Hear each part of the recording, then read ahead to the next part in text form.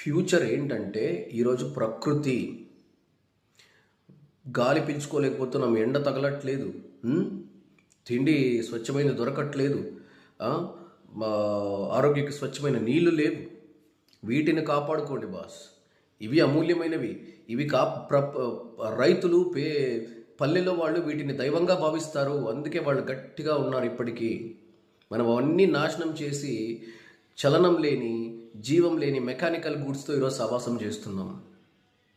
ఎందుకు వాళ్ళు ఏమి చేయకపోయినా వాళ్ళ హెయిర్ ఒత్తుగా ఉంటుంది, వాళ్ళు గట్టిగా ఉంటారంటే ప్రకృతిలో ఉంటున్నారు, ప్రకృతిని కాపాడుతూ ఉన్నారు.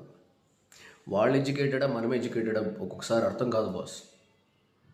వాళ్ళ వీధులేమో శుభ్రంగా ఉంటాయి, మన వీధులేమో చెత్త చెదారం ప్లాస్టిక్ అన్నీ ఉంటాయి. వాళ్ళు నది నీళ్ళు తాగి నెత్తి మీద చల్లుకుంటారు, మనం అదే నీళ్ళల్లో ఉచ్చపోస్తాం, అదే నీళ్ళల్లో చెత్త వేస్తాం. Who are educated, who are uneducated? దేనికోసం? సో ఏ రోజైతే మనిషి ఆరోగ్యకరంగా 100 ఏళ్ళు బతకాలి, స్ట్రాంగ్గా ఉండాలి, ఫిట్గా ఉండాలి, హ్యాపీగా ఉండాలి, హెల్తీగా ఉండాలంటే ప్రకృతిని కాపాడాలి. అది మనం పల్లెలో వాళ్ళ నుంచి చూసి నేర్చుకోండి. ఏమి పూయకపోయినా, ₹1 షాంపూ పూయకపోయినా గట్టిగా వాళ్ళ జుట్టు ఉంటుంది. మంది ఎందుకు ఉండట్లేదంటే రీజన్ ఇదే. When the oxygen is not supplying to the organs, oxygen supply ఆర్గాన్స్కి లేదు, స్వచ్ఛమైన నీరు సిస్టమ్కి లేదు, స్వచ్ఛమైన ఆహారం శరీరంలో వెళ్ళట్లేదు, సారం లేని ఆహారాన్ని మనం తీసుకుంటున్నాం. ఎంత బయట లక్షలు ఖర్చు పెట్టి ఏం పూసినా ఏముంటుంది చెప్పండి? ఎక్కడి నుంచి వస్తుంది?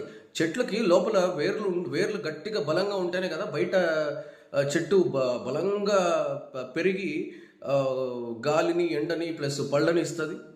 వేర్లే గట్టిగా లేకపోతే ప్రతి ఒక్కరు బయట చెట్టుకు పైన పెయింటింగ్ వేసి చెట్టుకు పైన నీళ్ళు పోస్తే గట్టిగా మొలుస్తుందా, లేకపోతే వేర్లకు నీళ్ళు అందితే గట్టిగా మొలుస్తుందా?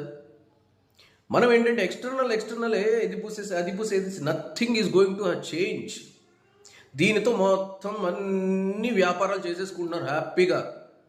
ఇంటర్నల్ సిస్టమ్కి ఆరోగ్యకరమైన గాలి అతి ముఖ్యమైనది. అందుకే గాలిని కాపాడండి, నీళ్లను కాపాడండి, ప్రకృతిని కాపాడండి, స్వచ్ఛమైన ఆహారాన్ని కాపాడండి. దయచేసి ఫ్యూచర్ ఇదే మనకు. లేదంటే 30 ఏళ్ళు కూడా బతకలేము, భూస్థాపితమైపోతుంది కలియుగం. Save the nature.